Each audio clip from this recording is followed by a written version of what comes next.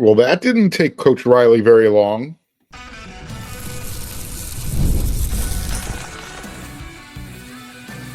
You are Locked On Trojans, your daily podcast on the USC Trojans. Part of the Locked On Podcast Network, your team every day.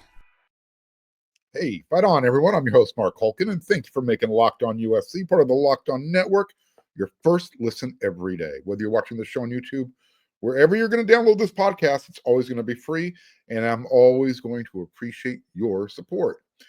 The college football playoff is here, and you don't want to miss a moment of the action. The college football playoff is presented by Allstate. It begins with 4 first-round games starting December 20th and 21st on ESPN, ABC, TNT, and Max.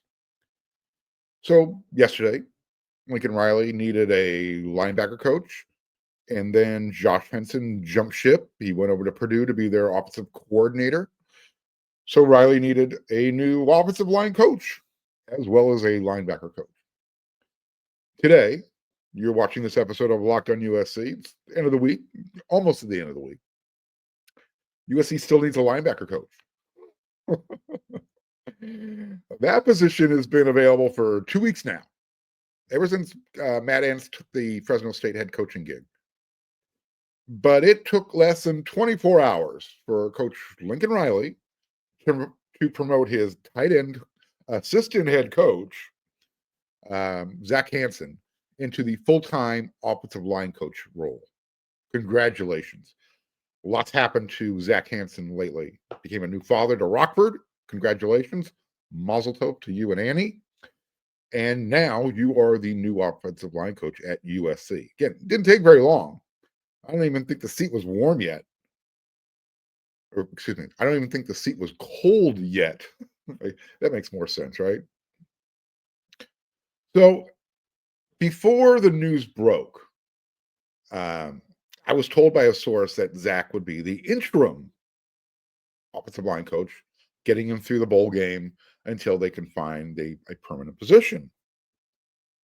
The reason for that was there was a lot of smoke behind the scenes that Coach Riley was going to get Brandon Jones, the offensive line coach from Missouri. He was going to finally get him over at USC. Kind of a little bit of a footnote there when Coach Riley took the job at USC. Brandon Jones was one of the guys under consideration. Many thought he was going to be getting the job. Anyways, on Wednesday, December 18th, USC announced USC's assistant head coach, on the offensive side of the ball, and the tight ends coach, Zach Hanson, has transitioned to USC's offensive line coach. Quote, in addition to coaching our tight ends and being an outstanding recruiter, Zach has been instrumental in working with our offensive linemen at USC, said Riley. He's had extensive experience coaching the offensive line at Tulsa and Kansas State. We're excited to have Zach lead this unit and develop our offensive line. Close the quote. So for those of you who, I read off a little bit of his resume there. He was the offensive line coach at Tulsa for 2 years. When he was there, he actually produced some guys. They had seven players under his guidance who became all conference. Pretty good. 7 guys in 2 years. And again, I mentioned his wife's name, Annie. She is the executive director of football recruiting. So that's a good tandem. Offensive line coach knows the director of recruiting really well. Hey, honey, we need this offensive lineman that I'm recruiting. Make it happen. You talk to the people. We need money. Look, I'm just calling it as it is. That's how you recruit nowadays. So the first question everyone asked me when the news went public was this. Do you like the pick mark? Are you excited about the promotion? My first reaction was, and it's still my reaction now, I need a little time to kind of digest it a little bit, do a little more research, kind of let my feelings play in this one.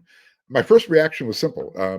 I like his recruiting. I think that's a real big positive comment that you could put at the offensive line room. The reason being, one of Josh Henson's criticisms was he didn't like to recruit. At least he didn't like to recruit a lot, I guess is maybe the best way to put it, the fair and balanced way to put it. And I think the more micro criticism was Coach Henson had a difficult time closing those 5-star, the elite guy, the guys that USC seems to always come in second place for. Nevertheless, I want to remind everybody, Coach Henson's classes weren't bad. I mean, you think about it, he did snag a couple of, I'll call them elite offensive tackles in the 2025 cycle. You got Aaron Dunn and Alex Payne. And then, in the previous 2 classes, he brought in 10 guys. That was a major need. He filled the needs. He did what he could do with what resources he had available to him. I'm talking about NIL. And again, I'm not sure why the transfer guy who's in the portal, Eugene Brooks, mentioned him on this show, from Oklahoma. I don't know why he just didn't take a Viagra pill. Why was he in such a hurry to finish his transfer portal experience? He was considered a lock to come to USC when Coach Hanson was the offensive line coach. What I'm getting at is Scott Schrader over there at wearesc.com. He spoke to his source, and according to basically regarding Eugene Brooks, does USC still have a chance with him? And because he said, hey, Zach Hanson's the new offensive line coach, and he was told they should have called me yesterday. In other words, Eugene's like, well, maybe if you would have told me earlier, I wouldn't have committed to UCLA. So I'm thinking, well, why did you have to move so quickly? What was the hurry? I mean, what's so attractive about UCLA right now?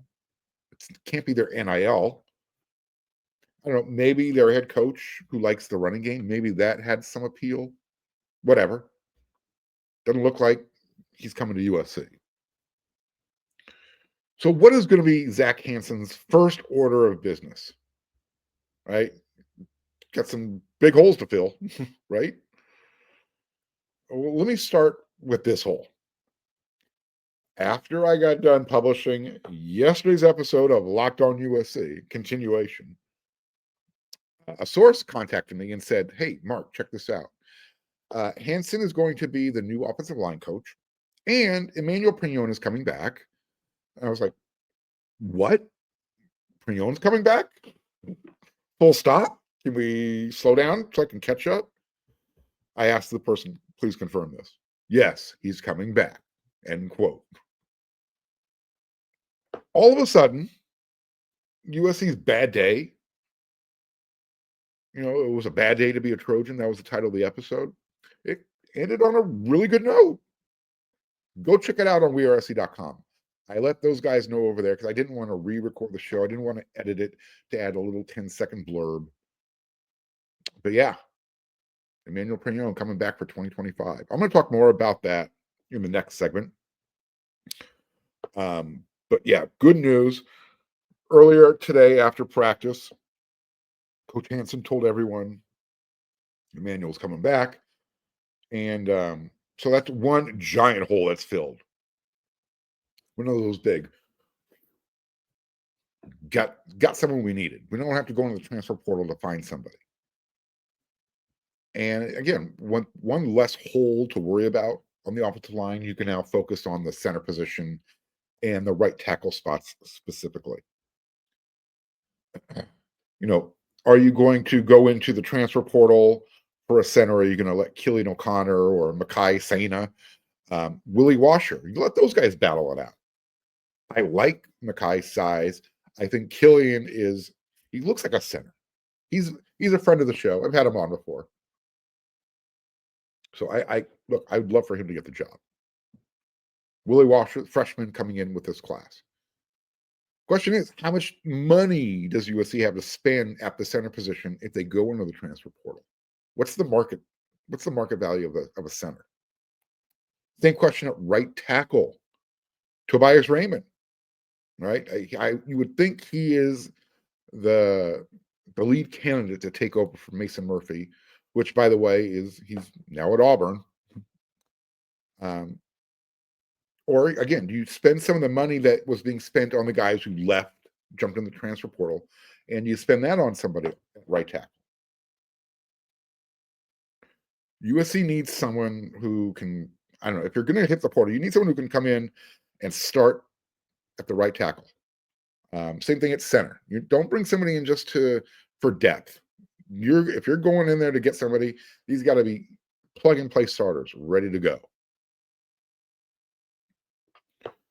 So if you can't find that now, and you think then you still have the winter, and you got spring camp, you could do a reevaluation.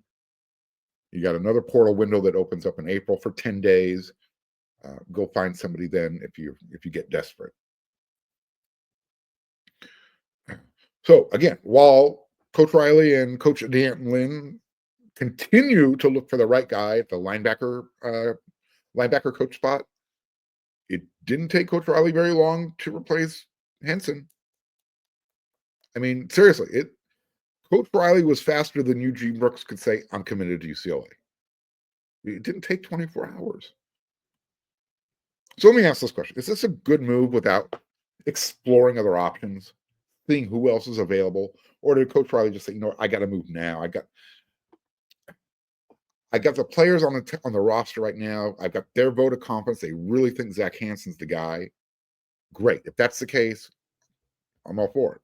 I'm just kind of throwing out rhetorical questions. I like Zach Hansen. I think the tight end room has a lot of talent, so we know we can recruit. I mean, he's brought in some great dudes: Joey Olson, Walker Lyons, Walter Matthews, who I'm looking forward to. Lake McCree, it appears he's coming back. I don't know. Maybe Coach Riley's still going to hire an offensive coordinator. Maybe that's still in his bag of tricks. Because right now it kind of feels like this could be another Alex Grinch type of situation. I'm not saying that Zach isn't going to be the guy. What I'm saying is Riley is following his gut again. He's going with somebody he knows, who he's comfortable with. And again, I'm not trying to sound hypocritical, because he's taken so long to find the right linebacker coach, yet less than a day to replace the offensive line coach, offensive coordinator. I get it. Offensive coordinator in name only. Coach Riley still calls the plays. Maybe that's changing. We're going to find out. We're also going to find out in the next segment how beneficial Emmanuel Pregnon's return is to USC in 2025.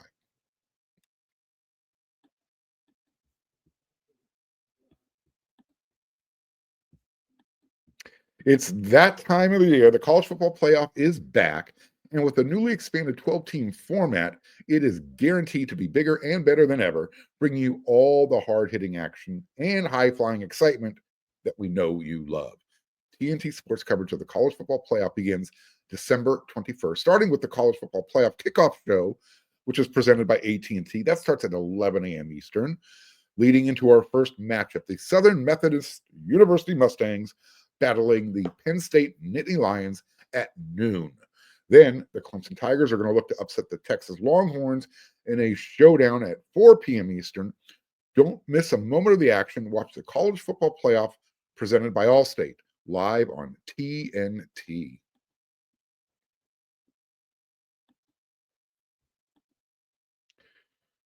So Emmanuel Pregnon is back.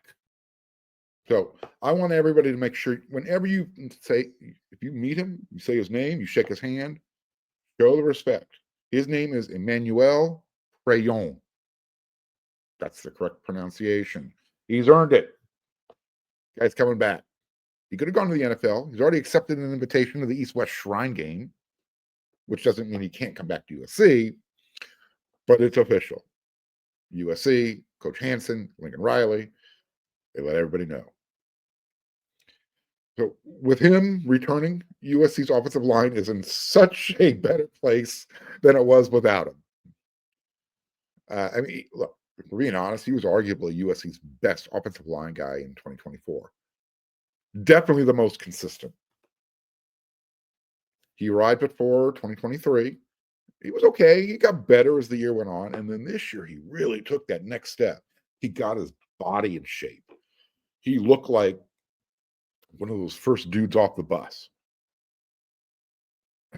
So USC now has a big piece of its offensive line back for 2025. And when you bring back Emmanuel Pregnon, You're now combining him. Well, number one, he actually made second team all Big Ten, so that's pretty good. He's 6'5", 320 pounds. You combine that on the left side of the line with that freak, that unit, 6'8", Elijah Page. Yeah, you get some size on the left side of the line. So 6'5", 320 pounds returning, all Big Ten second team. Remember, first time, this was USC's first year in the big conference. Coach Hanson said, we're excited to have him back. He made tremendous strides last year.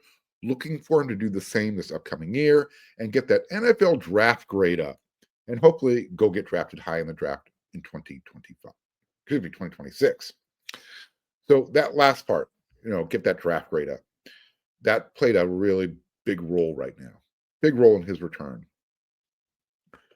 If we're using Pro Football Focus as, I guess one source to kind of gauge Pregnon's productivity or where they forecast his draft, they have him as a number 267 overall player in their 2025 NFL Draft Big Board.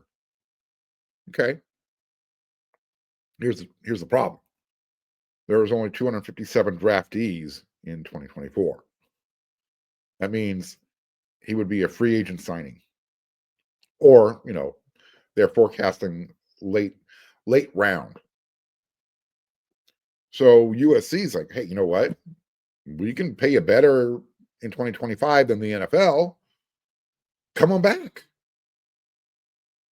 Again, I'm just keeping it real. That's how you retain your roster. You just show them the facts. Hey, you know what? If you're drafted in the fifth, sixth, seventh round, here's where your money's slotted. Come back to USC for 1 year. Here's where we got you slotted. This is how much we want to give you. Makes sense, right? This is what college football is all about now. It's about salary caps, 1-year contract negotiations. That's what you're doing. So again, getting Pregnon back for 2025, massive, huge, significant. Number one, it gives USC a veteran, just another veteran presence. And again, I talked about that connection. You've got Elijah Page, who will be now into his third year into the program. You've got Pregnon in his third year of the program, but he's older. And also, let's not forget, you've got Alani Noah coming back. So you've got 3 guys now on the offensive line. That's huge. Alani Noah going into his third year. I cannot emphasize that enough. It takes a lot of stress, a lot of pressure off of USC's new offensive line coach, Zach Hanson. So again, coming back, it helps him develop his draft status. He can be that veteran presence, work on leadership skills. You need somebody in the locker room, to be that next Jonah Monheim, Brett Nealon, Justin Diedick. Somebody in the locker room where the younger guys can, look up to and ask, hey, how do I handle this situation? Because keep in mind, during all this transition, you got a lot of young guys in that locker room right now who have to deal with, all right, the guy who recruited me, he's no longer here. What's my role? So these are guys and we're talking about guys who, haven't seen the field or have seen the field very little. So now all of a sudden you're trying to make sure they keep their confidence level up. So again, having a player like Emmanuel Pregnon come back, it's big because he can be there for the younger guys when the coach is, talking to somebody else or working on a game plan, whatever the case may be. So that's why it's important to have this kind of player come back. Excuse me. So again, giant step forward for the offensive line in 2025. And it's even bigger picture. Let's look at it from this perspective. Remember when Lincoln Riley said, the longer it goes, the better we get? Remember that? I actually like that phrase. Unfortunately, it didn't kind of culminate that way, didn't finish out the way you planned. But in this case, the longer Page and Pregnon and Noah play together, the better USC's offensive line will be in 2025, but also in the future. Because if it's true that success breeds success, then a productive offensive line next year and Zach Hanson's ability to recruit and hopefully develop, the young talent that's been stacked in the room by Coach Henson, that will also continue. So, good stuff going on in that offensive line room, at least from the outside looking in. You can say, all right, there's some positives we can work with here. Now it's a matter of getting the production, developing them. He's got guys to work with. You know who's coming in, and quite possibly they're going to hit the transfer portal for some more veteran guys, because you can't rely on the youth too much, because that's a gamble. It usually takes offensive linemen longer to get acclimated to the college game. So USC wasn't done having a good day. You got your offensive line coach. You got Emmanuel Pregnon back. USC filled some other holes. We know Quentin Joyner's still looking for a new home, running back who jumped in the transfer portal. Well, USC has a new running back out of the transfer portal. His name is Eli Sanders. Pretty good. He's transferring in from New Mexico. 6 foot even, 190 pounds. He's from Chandler, Arizona. He spent 3 years playing for Iowa State, Matt Campbell, 2021 through 2023. And then last year in 2024, this past season, he was with New Mexico. He ran for 1,063 yards, 9 touchdowns. He was averaging 7 yards every time he carried the ball. That's really good. He has the ability to catch the ball in the backfield as well. 15 catches, 134 yards. Throughout his career, 1,766 yards on 305 carries, 13 touchdowns. And he also has the ability to be elusive. He can move his feet, shake and bake you a little bit. He's forced 38 missed tackles in 147 attempts, and he'll get you yards after contact, like 3.5 yards after you touch him. That's really good. Just to kind of compare that to what Woody Marks did this past season, Woody was credited with 34 missed tackles in 198 attempts and averaged just over 3 yards after contact, 3.04. So, all right. Like I said, you got to give Coach Riley his flowers when it comes to finding a running back out of the transfer portal. He hasn't missed yet. Travis Dye, Austin Jones, Marshawn Lloyd this past season, with Woody Marks. Maybe now he's going to put another notch in his bedpost. We're going to find out. Something else you like about Eli. He had 18 runs last year of 15 yards or more. Woody had 19. So he's right there with who was probably USC's best offensive player in 2024. He's also really good at pass protection. Again, according to PFF, he allowed just 1 quarterback pressure in 47 pass block opportunities. And he's given up just 2 pressures in 67 opportunities throughout his career.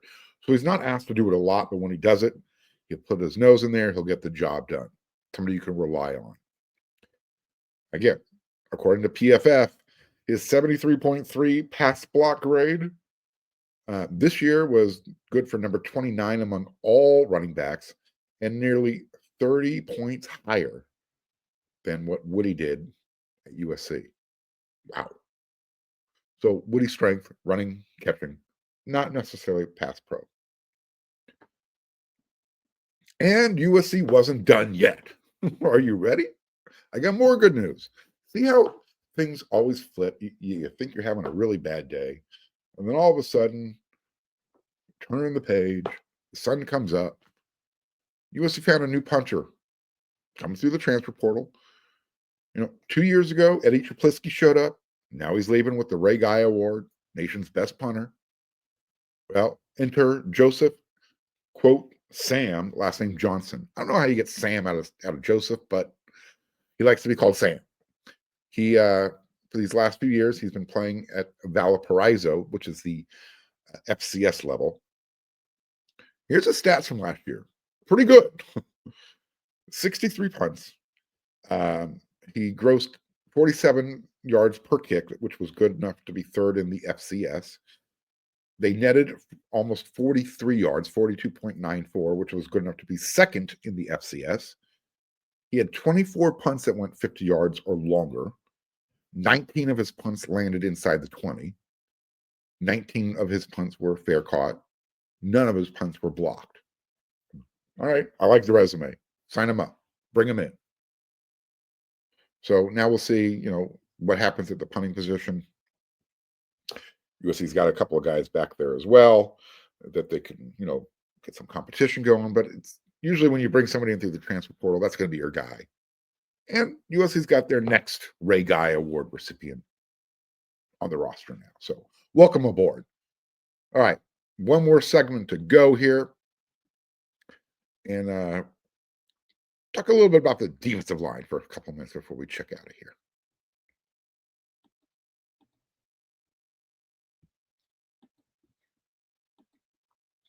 Are you ready to tackle the NFL with FanDuel, America's #1 sports book? Right now, if you're a new customer, you can bet $5. You can get $150 in bonus bets if you win. The FanDuel Sportsbook app gives you everything you need to place live bets on the NFL, and you can do it all in one place. So now, if you get a hunch in the middle of a game, you want to check out the stats, go to FanDuel.com. You need some live play-by-play highlights, FanDuel.com. You want to place another bet? Yep, FanDuel.com. Just visit FanDuel.com, join today, and you're going to get started with $150 in bonus bets if your first $5 bet wins. That's FanDuel.com. Never waste a hunch. Make every moment more with FanDuel, an official sportsbook partner of the NFL.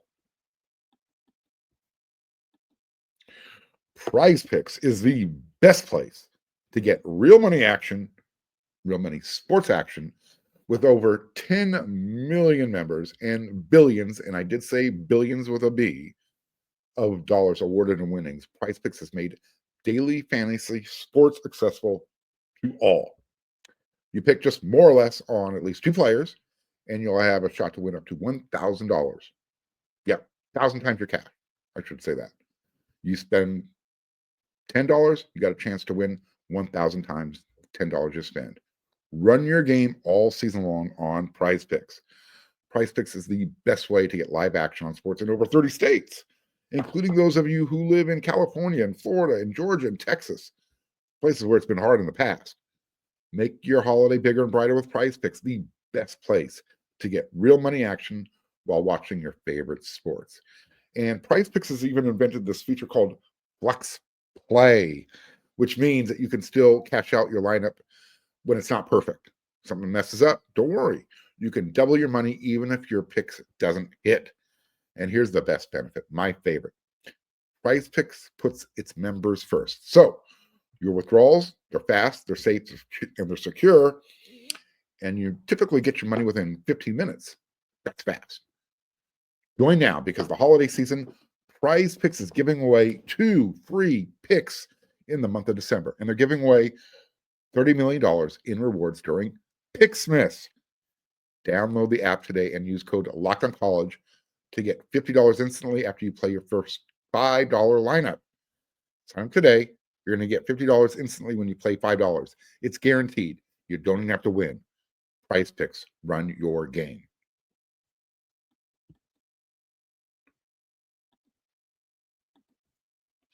All right. Excuse me. We know USC has some certain areas they need to improve on their roster. Offensive line, we've been talking about that the entire show. Let's flip sides of the line of scrimmage. Let's talk about the defensive line for a few minutes here. They need to get better up front in the middle, specifically if you want Anton Lynn's defense to be as good as it can be. If you want to make those guys on the outside, I'm not just talking about your pass rushers, I'm talking about your guys in the secondary, your cornerbacks. If you want those guys to be at their best, you need to get a push up the middle. You got to be better. You got to do better than what you've been doing in these past couple of years. If an opposing quarterback doesn't have to move the pocket laterally, your DBs, your defensive backs, your cornerbacks, they're just not going to be as good as they can, because they're not going to be able to run with wide receivers when the quarterback is just sitting back there in the pocket getting comfortable, waiting for the guy to break open. So what if USC picks up two guys out of the portal? Two guy instant impact guys. I've been mentioning these names. Bring them up again because you never know what's going to happen right now. Josh Jarrett from Georgia. USC feels good. What about the young man from Louisiana Tech, David Blay? He's visiting. We haven't heard the name Gabriel Lightfoot from Fresno State in a while. What's going on there? I don't know who actually USC is going to get, but they need to get at least 2. 3 would be great.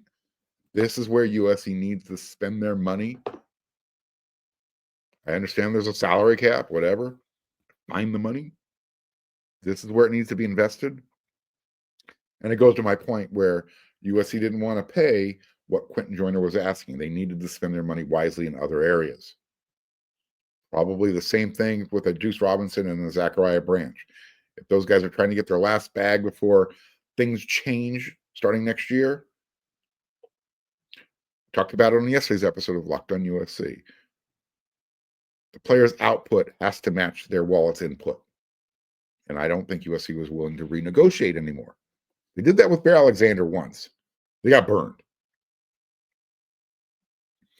So when you start getting a push up the middle, when your defensive tackles, they don't have to make the sack. They just have to push the pressure. Guys like Mason Graham and Kenneth Gant up there at Michigan, that's what made their defensive line so good, what made their edge players so good. Because when those guys are getting the push in the middle, now the quarterback has to pick a side to run to. And now that line from the edge gets shorter. Guys like Braylon Shelby or Cameron Fountain or whomever's lining up out there. Shorter path to the quarterback. So that's the benefit of having good elite defensive tackles in the middle of your defensive line. That's why USC is probably paying what they're paying for Jakeem Stewart. Despite his only having, 10, 11 games of high school under his belt, it's his potential. It's what he's capable of doing. And now you bring in a couple of guys out of the transfer portal who can be immediate instant impact guys. Guys that helped Oregon this past year, Ohio State, other programs, Texas that are in the playoffs. Maybe USC isn't that far away. Lincoln Riley says we were a play away from winning this game, a play away from winning that game. And in a certain sense, he was right, absolutely. But right now, USC is more of a certain player away at this position, a certain player away at this position. All right. I will be back with another episode of Locked on USC tomorrow. Who knows? We might have a linebacker coach. I will definitely have a Friday rant. We'll see who else USC picked up out of the transfer portal. Till then, everyone, you know what to do.